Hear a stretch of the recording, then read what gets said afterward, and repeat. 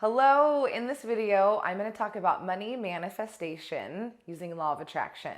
Make it rain, bitches, But first, don't forget to subscribe, click the bell icon so you can get all my epic videos 2 a week. And please like this video. We can help millions of women overcome their scarcity mindset and have it all. So today I'm talking about money manifestation, and the reason this is so amazing and exciting for me is because I grew up really poor. I grew up in government housing. We used food stamps when I was little. I remember being so embarrassed when my mom would pull the food stamps, and kids were so curious. They'd be like, "Mom, that's not money. What's that?" And then everyone would get all awkward, and I remember being 8 and feeling so uncomfortable. So I had just accepted the fact. I was like, "Oh, we're poor. Anytime I want something, we can't afford it. It's too expensive. There's not enough." So I grew up with this, oh my God, money is the answer to my problems, and I don't have any money, so I will always have problems. And if you're new to my channel, my name is Lani, and I have helped thousands of women all over the world create money manifestation using these techniques that I'm going to share with you today. So, I had women make 12,000 euro in 2 days, and this was a woman who was so scarce, so cheap, so afraid of money, and then bam, we just broke through the limiting beliefs. I've had another client make 15,000 pounds in the first 17 days of a month. She wasn't even working when she started using these strategies because she was so overwhelmed and exhausted and afraid of money. And I've never ever had a woman use these strategies and shift her mindset and then not have it affect money. So we love to act like, oh, money's so separate from me. It has nothing to do with my self-worth. And I'm going to completely bust through that with you today and share with you these huge, incredible foundational beliefs using the law of attraction and our mindset to create some money manifestation. Because let's get real, we cannot share with anybody or help or give back or contribute if we don't have enough ourselves. It's absolutely impossible. So I'm going to talk about the 2 biggest mistakes that poor women make, and these ones held me back forever, and we'll talk about how to break through them, and we're going to have a fucking awesome time. So the first problem that poor women have is, and I know because the old Lani was poor and cheap and scarce as fuck. When I was living in Bali, I was so cheap. I didn't have a refrigerator for the first 4 months. And I was teaching yoga, and the owner of the yoga studio was like, "It's embarrassing, get a fucking refrigerator." Because I was bragging about it, "Oh, look, I'm so spiritual, teaching yoga in Bali and I don't have a refrigerator." And I was living with rats. I didn't even know they were rats. They were so big. Literally, I thought they were cats because I'd hear them walking on the roof at night, and then eventually they'd come in the house and walk all over the dishes. So my standards were that low. And the biggest mistake, the first biggest mistake that a poor woman makes is we think that money is the answer and that money will save us. So anytime we put in a sentence, "I'll be happy when I make more money," we're actually using the law of attraction to push money energy away, because money is just energy. I want you to write that down. And I know that when you're poor, because I was really fucking poor a lot of times in my life, many times in my life, I would lose everything. I can't even tell you how many times I had zero, below zero, had nothing, was I don't know how I'm going to pay my rent. It was that. I was that broke. It is for when we're poor and when we're in that broken bottom, worthless state, it is so much easier to say, "Oh, if I had money, I would be confident and I wouldn't be insecure and I would be having all of these opportunities." And so we actually push the money manifesting away by acting like it's the money's fault that we're being lazy, or it's the money's fault that we're afraid of rejection, or it's the money's fault that we keep self-sabotaging. So as soon as I could, and it's so counterintuitive because the last thing we want to do is believe in something that we don't have yet, or be grateful for something we don't have yet. We come out real selfish. The ego is super selfish and super stingy. And it's I'm not going to be grateful for that. Right? I'm only going to be nice to you if you're nice to me, not just because I want to be. And that's the same with money. I was always oh no, I'm not going to be grateful for money. I don't have any fucking money, and it's all about the money. And it's so counterintuitive. But sis, if it's not working now, if you don't have all the money you need to spend freely now, then what you're doing isn't working. And it seems so counterintuitive to be grateful for something you don't have. But when we can zoom out and realize that money is literally just energy. So money doesn't have a positive or negative emotion attached to it. Money is neutral. Money is just money. You attach a positive or a negative emotion to money. Like, I'm going to say that again. So, right, money has no emotion. It's neutral. So I'd like to know in the comments, which emotion, which energy have you been attaching to money? Because I used to be like, even when I got money, there were a lot of times when I had money, but I was still so afraid of money. So I had a horrible fear-based relationship with money. So money is never going to save us. I mean, if money was the enlightened pill, then every person in Hollywood would be totally enlightened, happy, and fulfilled. And we know that that's not the case. I've met plenty of wealthy people, super, super wealthy, who had a fear-based relationship with money, and it was never enough. And so it's like, if you're poor, it's like, oh, well, if I had a lot of money, I'd be happy. And it's like, okay, well, where are there so many rich people that aren't happy? So what I'm getting at is we have to take away that I'll be happy when and act like we need more to be happy now, because if we're not happy with what we have, then the money will never be happy with the money. We are either in a state of gratitude now and an understanding that it's a really easy excuse for society to accept. Oh, I'm poor, I can't do that. Oh, yeah, you're poor, you can't get a coach. Or you're poor, that's why you're suffering so bad. Or that's why, I'm overweight because I'm poor. And so we just blame it. It's really easy to blame money because it's super socially acceptable, because we all grow up with this really fear-based, not all, I should say anybody that I've ever helped break through these. We grow up with these really fear-based, scarce, I don't have enough beliefs around money. And we act like money is something separate from energy. But we have energy in our soul. If we're breathing, we have energy. And so if we're breathing, then we can totally use the law of attraction for positivity and love. And we change our relationship with money. So go from fear-based, right? Nothing works if we're pushing it away. And instead of I'll be happy when, we actually shifted into this state of a state of energy, a state of emotion. And when I stopped acting like money was going to save me, I got off my ass and started making really good decisions and putting myself out there. And I quit procrastinating, because I was like, if I can't blame money anymore for being poor, money isn't like strapping me down and making me procrastinate. Money isn't putting me in the corner and making me have a negative attitude. So the truth came out. The beans got spilled and the truth came out that it wasn't money. Money wasn't my problem, and more money wasn't going to solve my problems. Actually, my problem was I didn't believe I was worthy of receiving money. I didn't have a positive relationship with myself. I had no self-worth.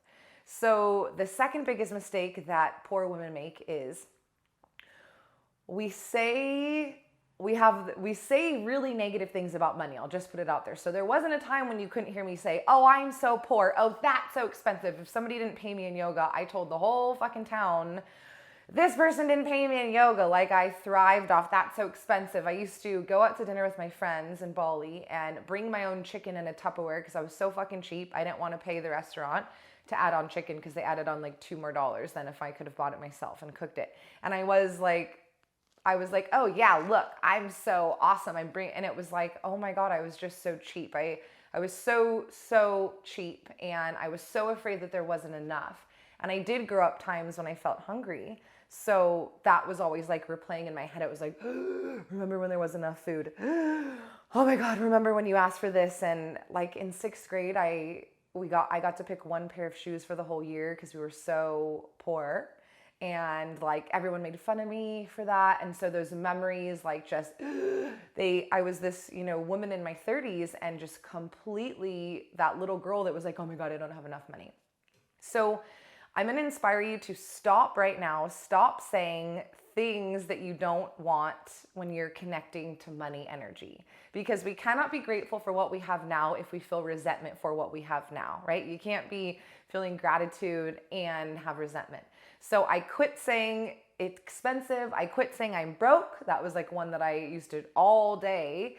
And I shared my money mantra already, but I started saying, I have all the money I need to spend freely. So I'm going to ask you what your new money mantra is. Maybe it's I'm rich as fuck. Maybe it's I have it all. Maybe it's I'm abundant, or I'm a money machine. I make money in my sleep. Money comes to me from unexpected places. My first money mantra was I have all the money I need to spend freely. And that just like took off this. Before it was like, oh, I'm so broke. That's so expensive. And so I would be like, oh my gosh, I can't believe how many times during the day I think it and how many times I say that. And like now you'll never hear me say, I'm so broke. Oh my God. Like you'll never hear me talking like a cheap woman because I feel really rich. Like, I mean, there are points 2 years ago where I couldn't pay my rent and I'd asked my dad for money and I was just like fucked. Like, oh my God, I have nothing. And now we have a worldwide business. We're making an impact. We're really, really helping women change their mindset and we are killing it. I mean, high 5 figures, like freaking killing it. And it's like almost hilarious to me that I was like, I can't believe I tried so hard to like, for my right to be broke. It was actually like I was defending it. Like I put so much energy and so much time and so much angry emotion into like, oh, I was just poor when I was little. Everyone who has money is just lucky. Like I spent so much time defending my right to be broke. And I was like, dude, when I just like stopped doing that, I freed up so much time to like actually start going, well, why are you procrastinating, bitch? Like you say that you want to make an impact on this world and contribute back and share with your loved ones, which is exactly what we get to do now. We just bought my mom a year of coaching, which is like so beautiful and amazing because that's going to trickle into my brother and the rest of the family. And it's like, I couldn't do that or share from such a place of like, yes, and of love when I was like, there's not enough for me, my precious. Like it's impossible. The way that I like to picture it is if we're starving, you haven't eaten for a week, you're starving, you're sick, you're faintish, you think you're going to die, and you get one piece of bread and someone says, oh, aren't you going to share that with, your loved ones? It's like, no, I'm going to die. I can't share with anyone else. And so that's the energy that we come across. And we love to just, oh, it's just because of this and list a million excuses. But my number one intention for this video is I never saw a woman who was spiritual, pardon me. So, my excuse for so long was, I'm just a yoga teacher, or I'm just a woman, or I'm not a doctor, or I'm not a lawyer. Like I had all of these reasons and all of these stories in my mind. A rich person is a white male who is a doctor. Only women who are lawyers, or like I had all of these, only this person can be rich. I am not that person, therefore I can never be rich. I didn't even think about filling the infinite gaps and the infinite possibilities and like bringing a need into the market and like actually helping and getting this transformation. I just saw that person is better than me. That person is more deserving. I am worthless. I am not that deserving. So one of my biggest blocks was, oh, I'm spiritual, so I'll never make money. I'll never be rich. It's just my path. I'm so spiritual. Look how poor I am. And I actually like fed my ego with that. Oh, I'm so spiritual. Look how poor I am. And that's not so spiritual. Like always worrying about not having enough money and being super jealous and cheap with everything, my time, my money, my love, my energy, that to me is not being spiritual. Living in fear of not having enough isn't spiritual. To me, kindness is like the basis of spirituality. And I was not being kind when I was so afraid of money and so offended and in such scarcity because it just, moved all through my life. Like I would have loved to tell you that money was my problem, but I was cheap as fuck with my energy and my love and my kindness. So it didn't just stop there. It spread everywhere. So that was one of my really big blocks. And I didn't see a woman who would like freely talk about money because we think it's so rude. Like I'd love to hear some of the beliefs that you have about money. I get so many women, so many clients that are like, oh my God, I thought it was so rude to talk about money. And I'm like, yeah, I know. But if you say that you love kiwis, kiwi fruit, and you want more kiwi because they make you so happy and your kids love kiwis or your mom loves kiwis fruit or, your best friend loves kiwis fruit, but like you can never talk about it. You can't ask anybody how they made it. It's rude to talk about it. It's rude to have it. It's rude to share it. It's rude to do videos about how much you love it. Like how the fuck do you expect to ever have more kiwis? And so if we could just zoom out and go, dude, it's not about the money. I actually do this everywhere in my life. So kind of like, where do I need to be held accountable? And it's like so empowering. So I only work with women, and the reason why is because it's so empowering to be like, sis, all we need to do is work on your self-worth, because a woman who's super fucking confident and a woman who loves herself, and you feel her vibe and you feel her queen energy, she would never walk in a room and be like, I'm so poor, I can't believe how expensive that is. Like, you would, that's like, oh, that's not a queen energy, right? You would never hear that because it's a low vibration. So it's like, so it was so freeing for me to be like, oh my God, it's not about the money. Holy shit, like I can ask about it. I can talk about it. Money is just energy. I have a shit ton of energy. Energy is love. Love is kindness, like, and excitement. I can do this. And that changed the game. So if you can take anything from this, it's that I didn't grow up rich. My idea was like a white, male, or only a white woman. Like I had all of these ideas. I'm not any of that. I was poor my whole life. I believed I was poor. We grew up in government housing. I grew up on food stamps there. I was gnarly with food. Like I didn't even have enough money for food or rent. So to sit here and be like, anyone can have this. Like you want to hit on the money manifesting, all we need to do is change your relationship with money, because it's an energy. And we do that by healing your self-worth and what's going on inside. And that is how I stepped over that freaking invisible wall. I saw a woman who was in spirituality making a shit ton of money, and I was like, what? Like, I was like, oh my God, what do you mean? Like, it was like broke my brain. I was like, she's doing that? Like, what the fuck? And it was like, I just needed to see a woman doing it who was in the same field as me, who was getting results. And actually, I was like, this is crazy. It blew my mind. So I was like, if she can do it, I like sea biscuited her ass, like you get all in my eyesight and I just fucking go for it. I was like, if she can do it, I can do it. And within a month and a half, we were, hitting 20 grand easy a month. And then of course we've then gone above and beyond. So if I can do it, anyone can do it. And I'm really going to inspire you to look at your relationship with money and what it signifies to you, because it's just an energy. If you are like, sis, okay, what the fuck? Because I've never heard anybody talk about money like that before, and I'm so afraid of money. You've got to come to my live workshop. It's amazing. It is free. It is live. It is online. All the details are in the link below, so click that and get signed up as soon as possible. Let's subscribe so we get notified every Tuesday and Thursday when I release epic videos. Hit the like button. That helps so much. And if you need more manifesting videos, you got to watch my 2 on how to manifest your dream job and literally have it all, live the life of your dreams, and how to manifest your soulmate, because yes, you're worthy. Yes, it is your birthright. I will see you next week.